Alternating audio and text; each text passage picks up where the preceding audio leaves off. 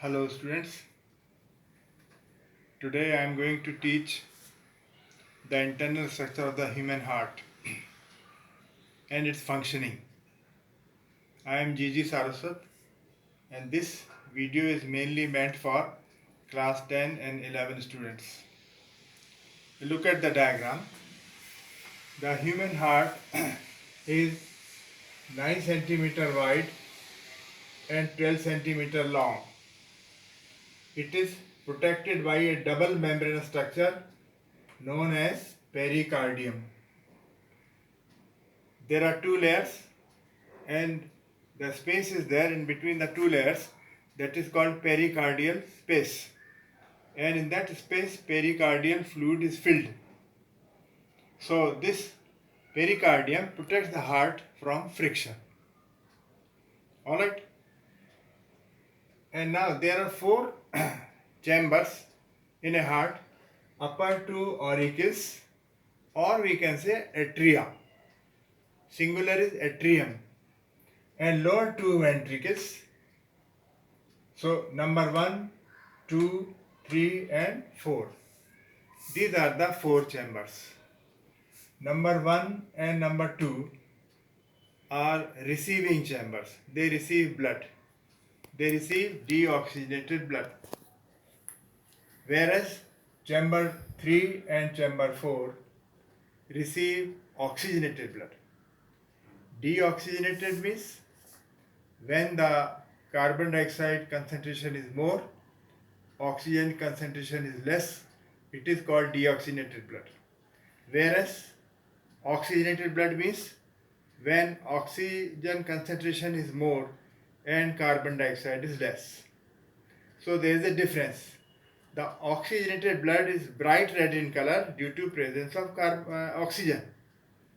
Similarly, deoxygenated blood is dull red in color because of the presence of more concentration of carbon dioxide. That is the reason. Clear? The heart is fist shaped. If your fist is small, then heart is also small.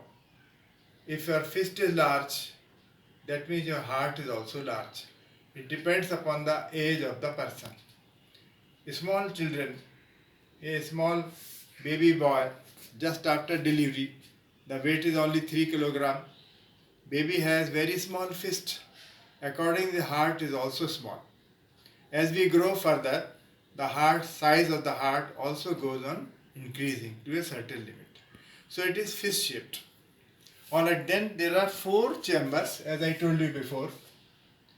Now another point before we go to the main discussion, remember, always cross your hand like this. This is your right side, this one is your left side.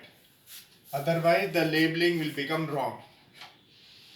Alright, so right auricle, it receives deoxygenated blood through great veins. Number 1, superior vena cava, it is bringing blood from the head region. Lower one, inferior vena cava, it is bringing blood from different parts of the body, from feet. And there is third one, that is called coronary sinus. It brings blood from the muscles of the heart, deoxygenated blood. So three great veins are bringing deoxygenated blood to the right auricle. Alright, then down between right auricle and right ventricle there is a wall known as atrioventricular wall. It has three cusps. Cusp means cup-like structure. Look here, one cusp, another cusp, and third one is behind. So there are three cusps down. So this wall prevents backflow of blood when the right ventricle contracts. That we will discuss later on. Alright, another point. The right ventricle has thin wall. Why does it have thin wall? Because it has to pump blood only to the lungs, right and left lungs. Therefore it has thin wall. There is a reason. Okay, now we go to chamber number 3. This one is called left auricle or left atrium.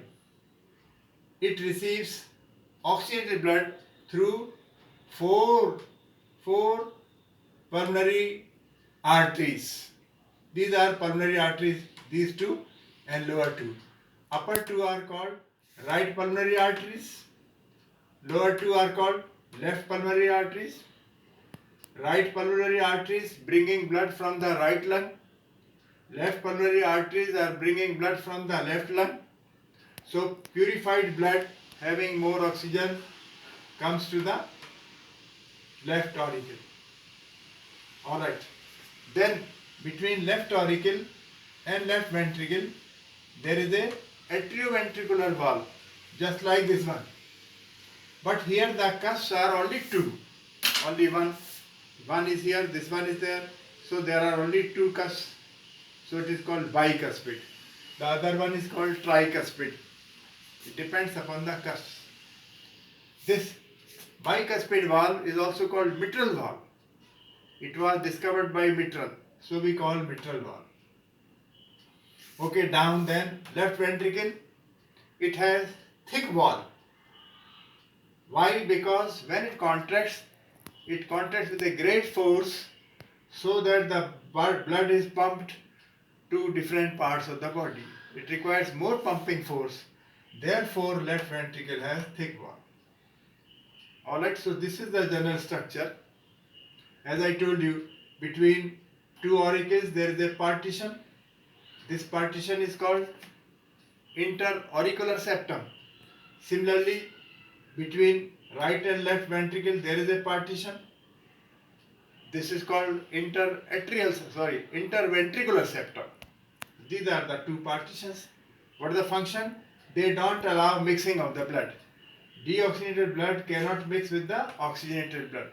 Similarly here also, deoxygenated blood cannot mix with the oxygenated blood. So that is the advantage of partition. Okay, the tip of the heart, or we call apex, it is slightly tilted to the left hand side. Slightly tilted on the left hand side. So this is the structure. Now I explain the functioning of the heart. How does it function? Okay. Now these three great veins receive deoxygenated blood from different parts of the body. Blood is stored in the right auricle. Right auricle contracts. When it contracts, tricuspid valve is opened downward. So the blood reaches to right ventricle.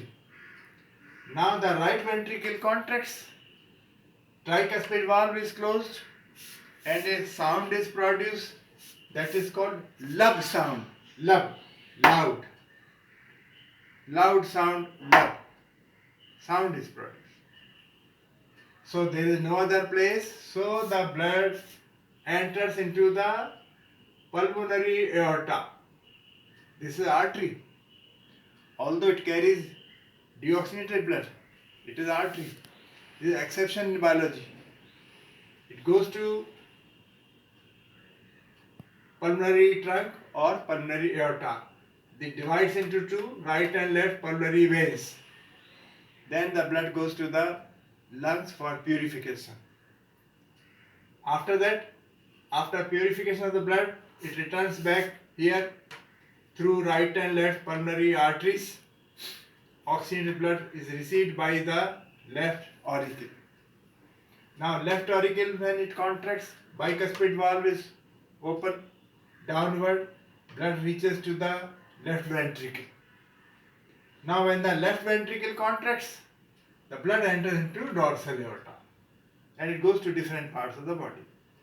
So remember, when the right and left auricles contract, the blood is forced down to right and left ventricles respectively.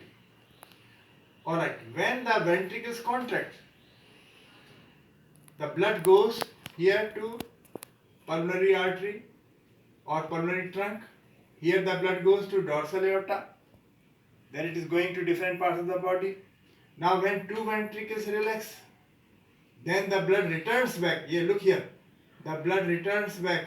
Here also the blood returns back when the two ventricles relax. So to prevent that returning back of the blood, here there are minute semi-lunar valves. Semi-lunar valves. Semi means half, luna means moon. Half moon-shaped valves are there. They are closed. So the blood is not allowed to return back. As a result, another sound is produced that is called dup. I repeat, D-U-P, dup. It is weak sound. So first one was loud sound, lub, then dup. Lub, dup. Lub, dup. Lub, dup. In this way, the rhythmic way, the heart goes on contracting, expanding throughout the life. It doesn't stop. Okay. When right and left ventricles contract, that is called systole. Systolic pressure. And the mercury reaches to 120 mmHg. It can be seen in an instrument called as sphygmomanometer. It is recorded by sphygmomanometer. Remember the name of the instrument. So when the two ventricles contract simultaneously, the blood pressure goes high. It becomes 120 mmHg.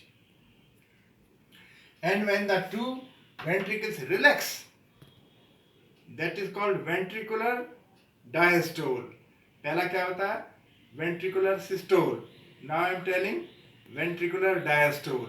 So during ventricular diastole, the blood pressure becomes 80 mmHg.